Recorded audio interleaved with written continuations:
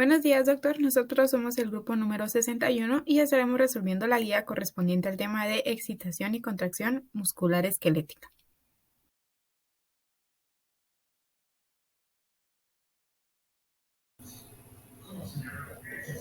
Las partes del acoplamiento son la terminal nerviosa, el espacio sináptico, los receptores de neurotransmisores, el canal liberador de calcio, los receptores de AHP, la cisterna terminal, el retículo sarcoplásmico, el disco Z, el complejo de tropina, la proteína F de actina, el cuerpo del filamento de miosina, la cabeza de la miosina, el filamento de actina y los puntos activos del filamento de actina.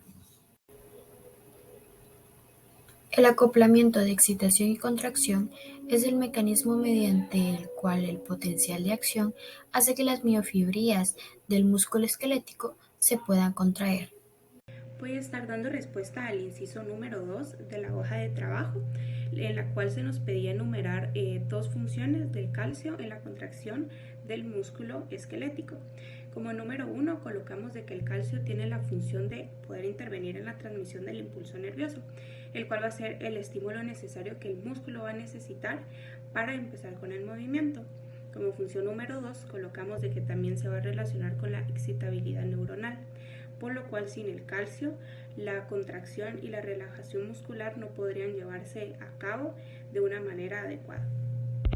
La fatiga muscular se puede definir como la reducción en la capacidad del músculo de producir cierto nivel de fuerza a causa de una intensa y prolongada contracción. Esto se puede deber a tres causas.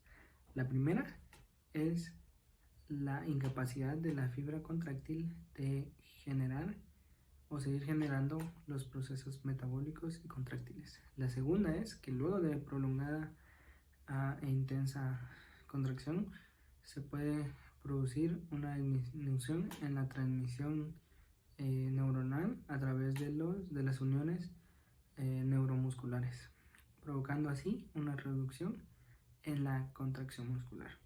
Y por tercera es una reducción en el flujo de sangre en el músculo que se está contrayendo. Puede producir fatiga muscular de 1 a 2 minutos a causa de la falta de nutrientes.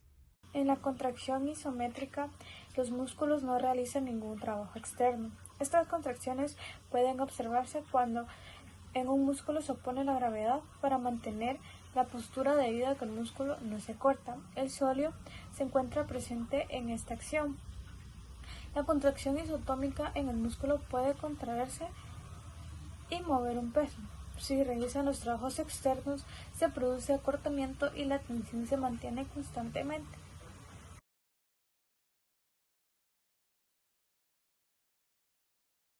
Mi nombre es Ana Sofía Riera Castellón, con número de carnet 2021-80002. Les voy a hablar sobre el abordaje clínico del deportista que sufre de calambres musculares. Para comenzar, voy a definirles lo que es un calambre muscular en menos de 15 palabras. Un calambre muscular es una contracción involuntaria del músculo esquelético y suelen ser dolorosas y espasmódicas. Ahora bien, tres causas frecuentes de los calambres musculares son la teoría metabólica, que consiste en un trastorno del metabolismo de sustratos. Ahora bien, como segunda causa tenemos la teoría de hidratación, que es un trastorno en el balance de los líquidos.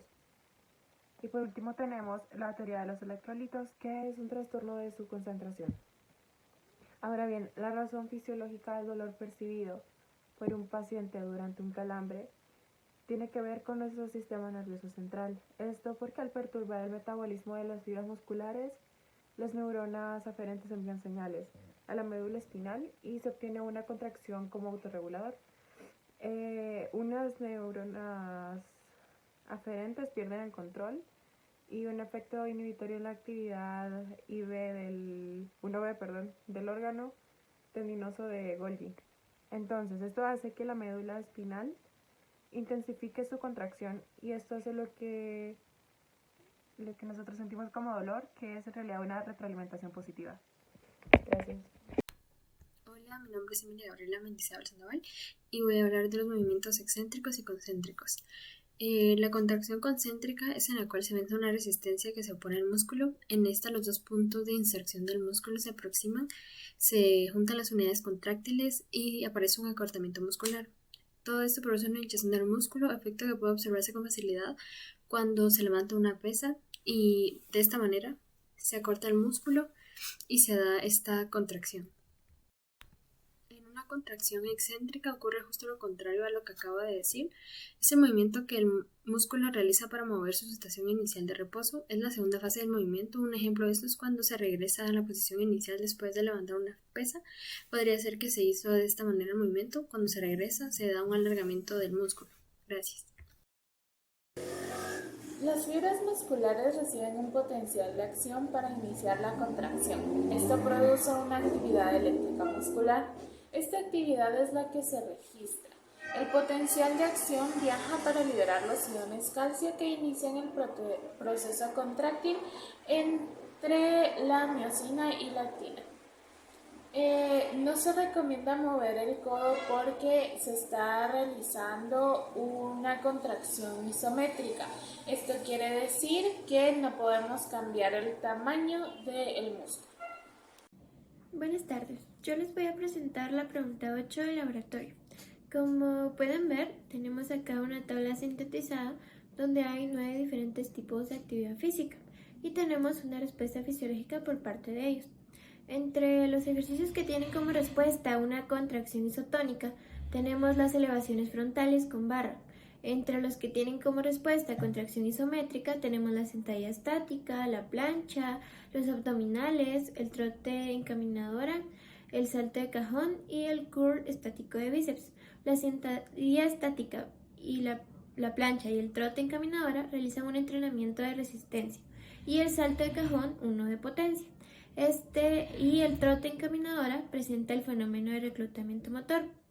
Y tenemos como respuesta a la dorsiflexión un espasmo muscular y a los abdominales y curls de bíceps con peso mayor el fenómeno de fatiga como respuesta fisiológica. Gracias. Mi nombre es Bremeli y les vamos a presentar los tipos de músculo esquelético.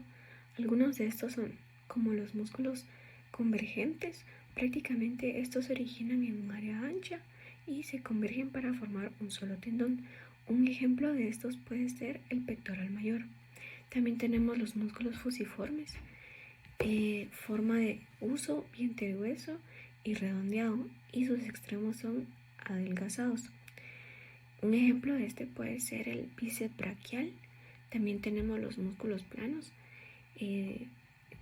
en forma de abanico con fibras paralelas como la aponeurosis. Un ejemplo de estos puede ser del oblicuo externo. También tenemos los músculos peniformes. Estos son semejantes a plumas por sus fascículos. Pueden ser uniformes, bipeniformes o multipeniformes y nacen del lateral del tendón. Un ejemplo de esto puede ser el recto femoral. Mi nombre es Génesis y continuando con los tipos de músculos esqueléticos tenemos el músculo circular o esfinteriano, que se encuentra alrededor de los agujeros o orificios corporales. Este músculo también cumple una función de comprimir cuando estos agujeros se contraen. Un ejemplo de este músculo es el músculo orbicular del ojo, que cumple la función de abrir y cerrar el párpado. Los siguientes músculos son los músculos de múltiples cabezas o múltiples vientres, que como su nombre lo indica pueden tener múltiples cabezas de inserción o bien pueden tener múltiples vientres contráctiles respectivamente. Y un ejemplo de este músculo es el músculo bíceps braquial, que participa en la flexión y extensión del brazo. Y el último músculo del que vamos a estar hablando es el músculo cuadrado, que como su nombre lo indica tiene 4 lados iguales. Un ejemplo de este músculo es el recto del abdomen, que participa en la flexión y extensión del tronco. Estos músculos, como la mayoría de los músculos, obtienen su energía del metabolismo de ATP, de los carbohidratos y lípidos. Por acá podemos estar observando lo que son unas imágenes que representan los tipos de movimiento que ya he descrito.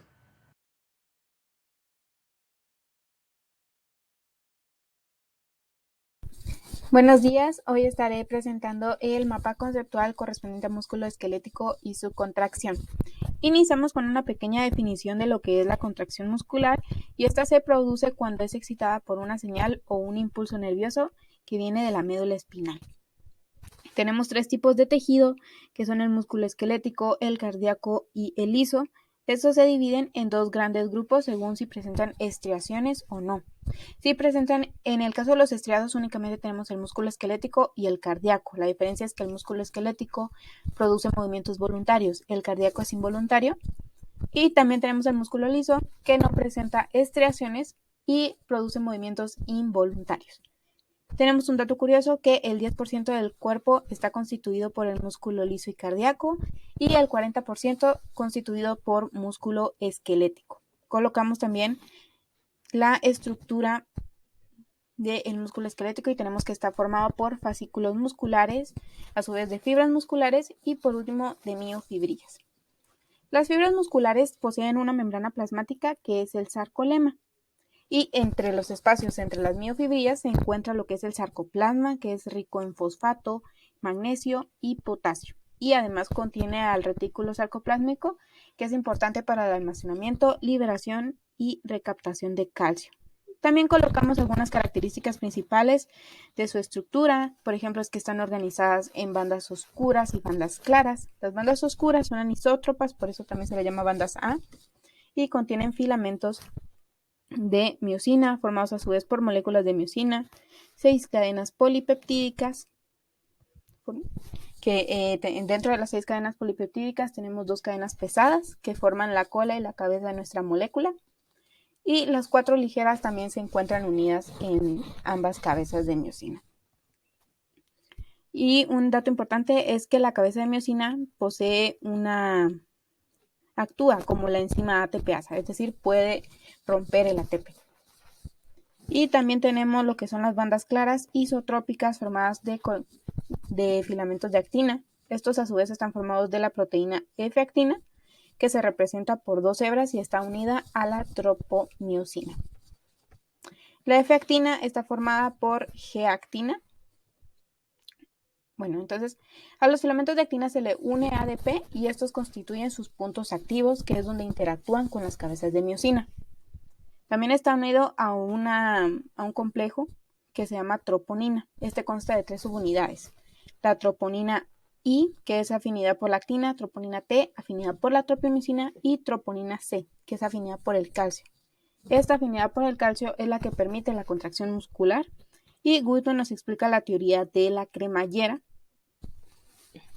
que básicamente trata sobre que las cabezas de los puentes cruzados se unen a los filamentos de actina. La actividad ATPasa de la cabeza de miosina rompe el ATP, pero sí nos deja con el ADP y el ion fosfato aún unido a la cabeza.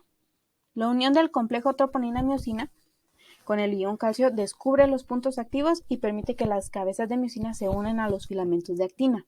Entonces se produce un cambio conformacional en la cabeza que hace que se desplace hacia el brazo del puente cruzado, lo que proporciona el golpe activo. Cuando se desplaza la cabeza del puente cruzado se libera ADP y el ion fosfato, que estaban unidos a la cabeza. Se une una molécula de ATP, lo que ocasiona que la cabeza se separe del filamento de actina.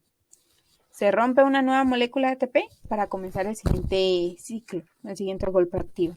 Pero ¿de dónde sacamos nosotros energía para realizar esto? Tenemos 3 vías.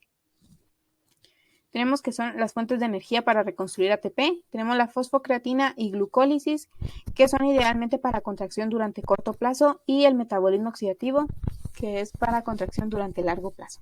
Gracias. Bueno, mucho gusto. Yo les voy a explicar lo que es una transmisión de impulso y todo ayudándonos siempre de nuestro diagrama. Entonces, básicamente vamos a ver cómo es que una fibra nerviosa se va a unir a la fibra muscular y esto va a ser una unión neuromuscular y así es como va a funcionar esto más que todo. Pero no trabaja solo, siempre va a ser gracias al calcio y a la acetilcolina. Vamos a ver primero cómo nos dice la imagen de arriba, que primero se va a dar un potencial de membrana en la fibra nerviosa y esto va a generar que es la formación y la liberación de la acetilcolina y todo esto va a estar marcado gracias al calcio. Él nos va a ayudar a la continuidad de todo este proceso. Entonces, cuando la acetilcolina ya se haya formado, se va a rodear de vesículas, y gracias a las vesículas es que se va a transportar hacia el espacio sináptico y ahí se va a liberar, y es cuando la fibra muscular, gracias a sus receptores, lo va a percibir, y va a haber una abertura de canales de sodio en la fibra muscular, y entonces esto va a dar lugar a una despolarización en la fibra muscular, y gracias a esto se va a dar la contracción muscular.